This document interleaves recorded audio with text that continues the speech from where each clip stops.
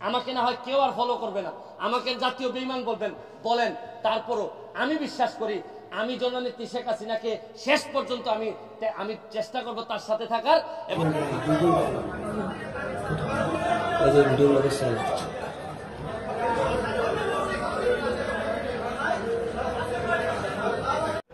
যাকে কেরোসিন ঢেলে হত্যা করা হয়, তো তার শ্লীলতাহানির যে অভিযোগ ছিল মাদ্রাসা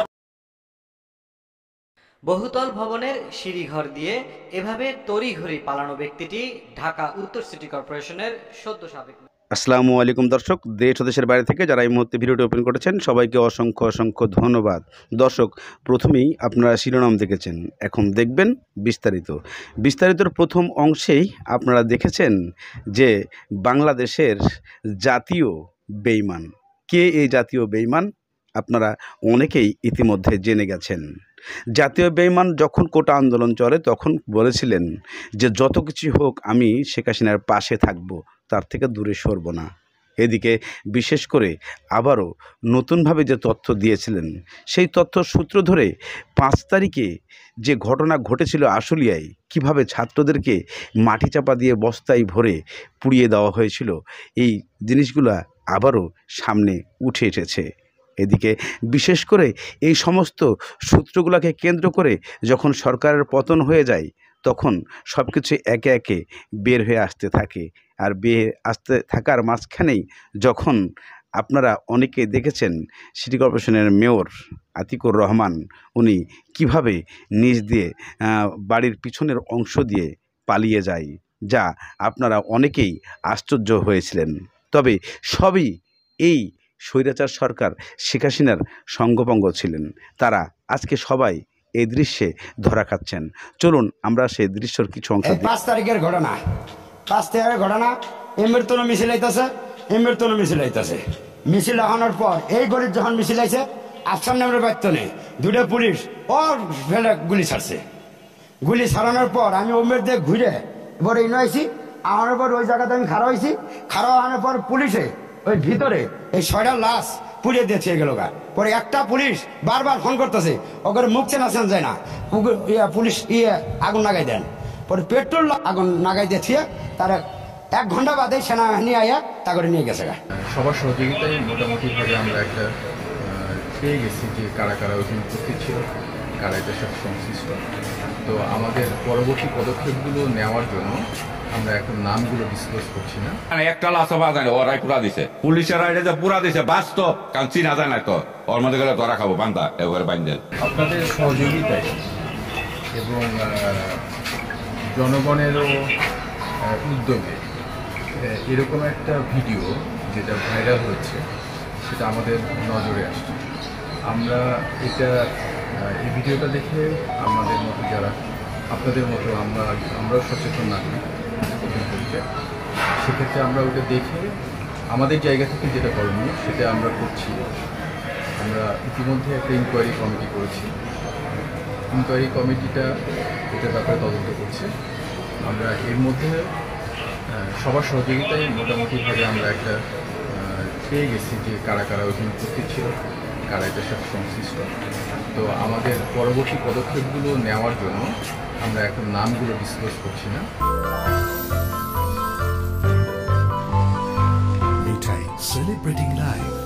আমরা এটা আপনাদের অচিরেই একটা ভালো রেজাল্ট আপনাদের না। এগুলো তো আপনার ওই যে কথাগুলো বলছেন এগুলো তো কিছু কথা যেগুলো ভিডিওতে আছে, আর কিছু যেমন জ্বালিয়ে দেওয়া হয়েছে এরকম ধরনের এভিডেন্সগুলো যেগুলো সেই রকম কোনো এভিডেন্স এখন আমরা ফিজিক্যাল এভিডেন্স বলেন আর ভিডিও এভিডেন্স সেটা পাইনি হাতে।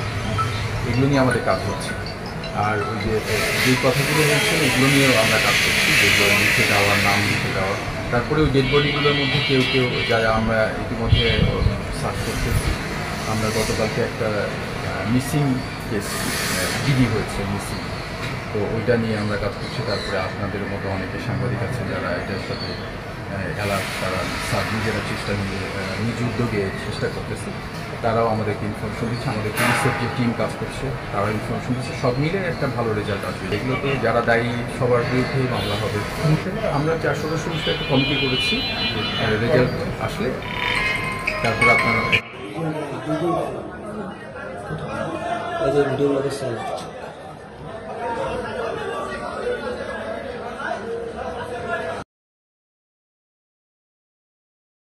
বহুতল ভবনের সিঁড়িঘর দিয়ে এভাবে তড়িঘড়ি পালানো ব্যক্তিটি ঢাকা উত্তর সিটি কর্পোরেশনের সদ্য সাবেক মেয়র আতিকুল ইসলাম।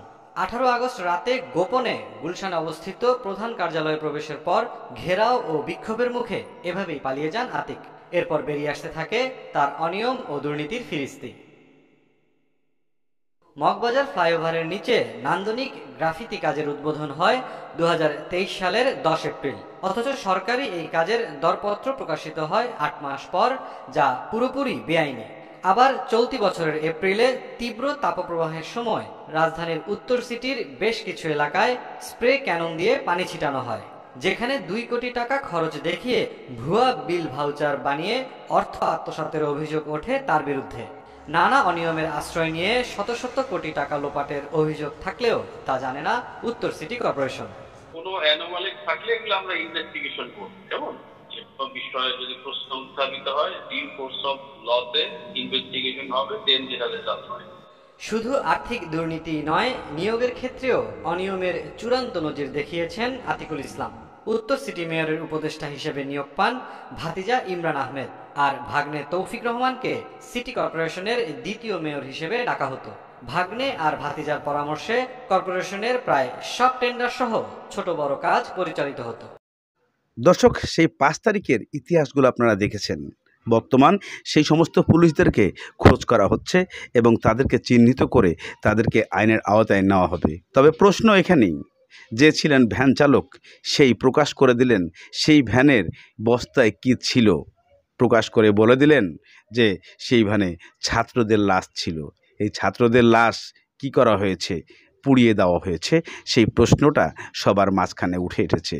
তা আমরা কোন দেশে বসবাস করতেছিলাম, যে দেশে ছাত্রদের, যারা বাংলাদেশের ভবিষ্যৎ, তারা পুড়ে আগুনে ছাই হয়ে নিঃস্ব করে দেওয়া হয় সেই স্বৈরাচার সরকারের। আর সেই স্বৈরাচার সরকারের জাতীয় বেঈমান ব্যারিস্টার সুমন সেই সরকারকে নিয়ে প্রতিজ্ঞা করেছিলেন। তবে তাকে জাতীয় বেঈমান আখ্যায়িত দেওয়া কতটা যৌক্তিক এবং তাকে জাতীয় বেঈমান বলা কতটা যৌক্তিক, আপনারা কমেন্টের মাধ্যমে অবশ্যই লিখবেন। সে কি সরকারের ভালো চাইছে, জনগণের ভালো চায় নাই, ছাত্রদের ভালো চায় নাই? এমন নেতা আমরা বাংলাদেশে চাই না। এমনই প্রবাক্য, এমনই বাক্য বাংলাদেশে মুখে মুখে সব। আমাকে না হয় কেউ আর ফলো করবে না, আমাকে জাতীয় বেঈমান বলেন, তারপরও আমি বিশ্বাস করি আমি জননেত্রী শেখ হাসিনাকে শেষ পর্যন্ত আমি চেষ্টা করব তার সাথে থাকার, এবং আমি কোনোভাবেই জামাত বিএনপির এই ক্ষমতায় এই দুর্নীতিগ্রস্ত এইরকম সোনাগাজীর মাদ্রাসা ছাত্রী যাকে কেরোসিন ঢেলে হত্যা করা হয়, তো তার শ্লীলতাহানির যে অভিযোগ ছিল মাদ্রাসা প্রিন্সিপালের বিরুদ্ধে, ওই অভিযোগের ওই সময়ে তৎকালীন সময়কার ওসি মোয়াজ্জেম হোসেন, উনি তাকে তার রুমে নিয়ে গিয়ে জিজ্ঞাসাবাদের নামে যে ধরনের প্রশ্ন করেন, অশ্লীল, স্পর্শকাতর এবং ব্যক্তিগত তথ্য, এই ধরনের প্রশ্ন উনি করেন। প্রশ্ন করার পর উনি এটাকে ভিডিও ধারণ করেন এবং এই ভিডিওটিকে সোশ্যাল মিডিয়ায়, ইউটিউব, ফেসবুক, বিভিন্ন কিছুতে উনি সরবরাহ করেন।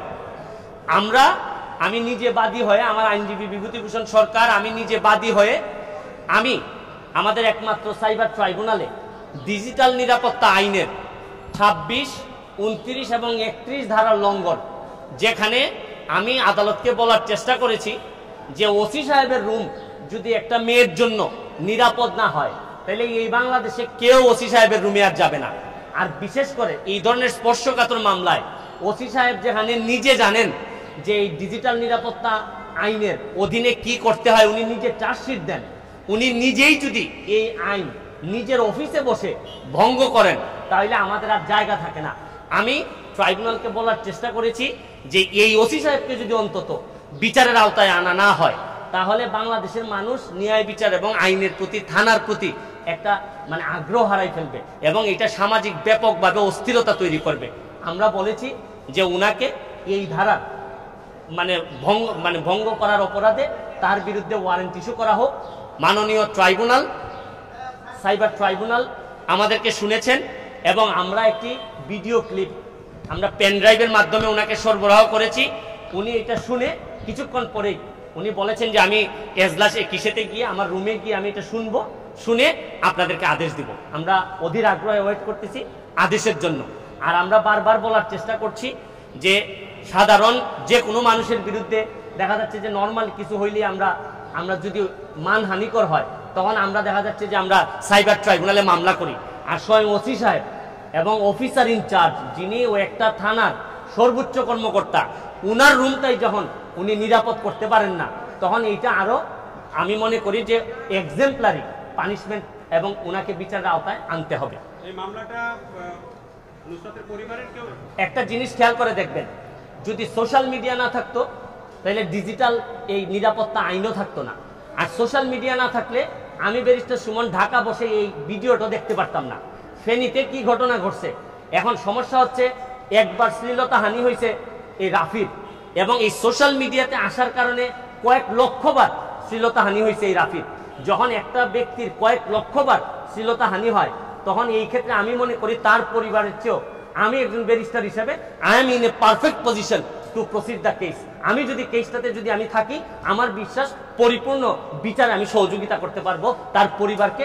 বড় কথা, তার পরিবারের উপর ছেড়ে দিলে তো হবে না। বাংলাদেশের দায়িত্ব, বাংলাদেশের এই যে সামাজিক অস্থিরতা, ওসি সাহেব যখন অপরাধ করবে শুধু তার পরিবার বললে তো হবে না, সারা বাংলাদেশের মানুষ শুধু বিচার চাই বলবেন, আর বিচারের প্রক্রিয়ার মধ্যে আপনি থাকবেন না। বিচারের প্রক্রিয়ার মধ্যে থাকার সুযোগ থাকলে আপনাকে অবশ্যই বিচারের প্রক্রিয়ায় থাকতে হবে। এবং সবাই মিলে যখন আমরা পরিবারকে আমরা যখন সহযোগিতা করব, তখনই এর পরিবারটা ন্যায় বিচার পাবে। 5 বছরের সাজা আছে। আর আদালত এফআইআর করার জন্য যদি বলে দেন, তাইলে এফআইআর মানে হচ্ছে নন ভ্যালুয়েবল অফেন্স, উনি ওয়ারেন্টের আসামি থাকবেন, ওনাকে সারেন্ডার করে জামিন নেওয়া লাগবে। আর আরেকটা জিনিস আমি আদালতে বলার চেষ্টা করেছি যে মাইলট দুই একজন পুলিশের অফিসারের কারণে নিশ্চয়ই পুরা পুলিশ ডিপার্টমেন্টটা বদনামের সম্মুখীন হইতে দেয়া যাবে না। কারণ পুলিশের মধ্যে অনেক ভালো ভালো অফিসার আছে, এদের মতো অফিসারের কারণে পুরা পুলিশ ডিপার্টমেন্টের প্রতি মানুষের যে এই আগ্রহ হারাই ফেলতেছে, এইটা থেকে বাঁচার জন্য তাকে আপনি এই বিচারের আওতায় আনা লাগবে। অবশ্যই এটা তো স্পেশাল ট্রাইব্যুনাল, যেখানে প্রচলিত আইনও অপরাধ, এখানে আমরা স্পেশাল ট্রাইব্যুনালে নিয়ে আসছি। স্পেশাল ট্রাইব্যুনাল হলে সুবিধা কি, কম সময়ের মধ্যে মামলাটা শেষ করা যাবে এবং দৃষ্টান্তমূলক সাজা হওয়ার একটা